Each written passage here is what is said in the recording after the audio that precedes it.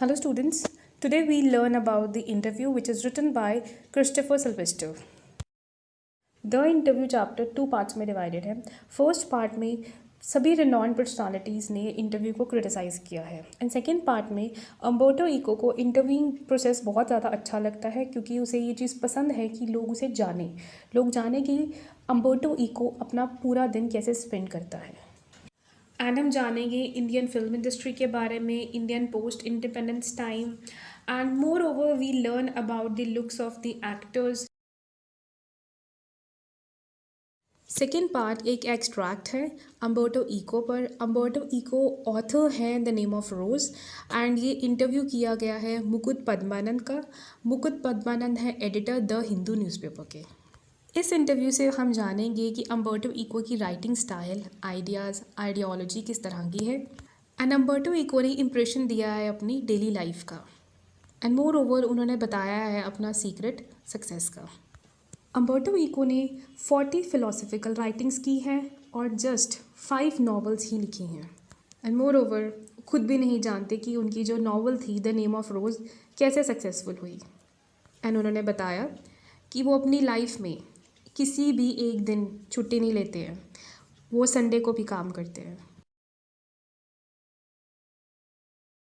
Now we learn the detailed part 1. Interview एक common place है journalism के लिए. इंटरव्यू के बिना हमें पता नहीं चलता है कि सेलिब्रिटीज़ की लाइफ किस तरह की चल रही है. मोर ओवर हमें इंटरव्यू के फंक्शन, मैथड्स एंड मेरिट्स जानने चाहिए. कुछ हमारे प्रोमिनेंट पर्सनालिटीज़ कहते हैं कि इंटरव्यू करवाने से वो बहुत ही ज़्यादा हर्टेड फील करते हैं. वीएस नायपॉल ये सोचते हैं कि अगर वो इंटरव्यू करवाएंगे तो उनकी बॉडी पे वूंड्स आ जाएंगे क्योंकि उन्हें ऐसा लगता है कि जिस तरह से वो प्रेजेंट करेंगे अपने आप को उस तरह से इंटरव्यू उन्हें नहीं प्रेजेंट करेगा. लेविस कैरल को बहुत ही ज़्यादा डर लगता है इंटरव्यू करवाने से. रुडयार्ड किपलिंग इंटरव्यू को एक इमोरल एक्ट बताते हैं, क्राइम बताते हैं और वो ये कहते हैं कि इनको बहुत अच्छी पनिशमेंट मिलनी चाहिए जो बिना किसी टाइम, बिना किसी परमिशन के रिनॉन्ड पर्सनालिटीज़ की इंटरव्यू के लिए आ जाते हैं एंड सेकेंडली उनकी पर्सनल लाइफ में बहुत ही ज़्यादा इंटरफेरेंस करते हैं. एच.जी. वेल्स कहते हैं कि एक ओडील है, मीन्स टफ एग्जामिनेशन है, कठिन परीक्षा है. सॉल बेलो का जो डिस्क्रिप्शन है इंटरव्यू के लिए बहुत ही ज़्यादा इम्पॉर्टेंट है क्योंकि इन्होंने कहा है that interviewing is like thumb prints और thumb impressions on his wind pipe.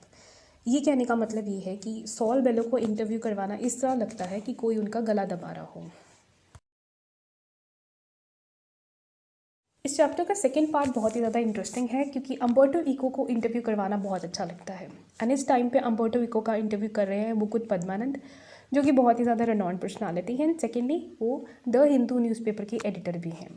Umberto Eco professor हैं सिम्योटिक्स के. Semiotics means study of science. उन्होंने अपनी एक नॉवल पब्लिश करवाई थी द नेम ऑफ रोज़ एंड उन्होंने बताया कि उनकी लाइफ में कोई एम्प्टी स्पेसेस नहीं है. एम्प्टी स्पेसेस मीन्स कि वो रेस्ट नहीं करते हैं, अपनी लाइफ का एक सिंगल एटम भी ऐसे खाली नहीं छोड़ते हैं. उनकी लाइफ में कोई संडे नहीं है and all of the day he is working.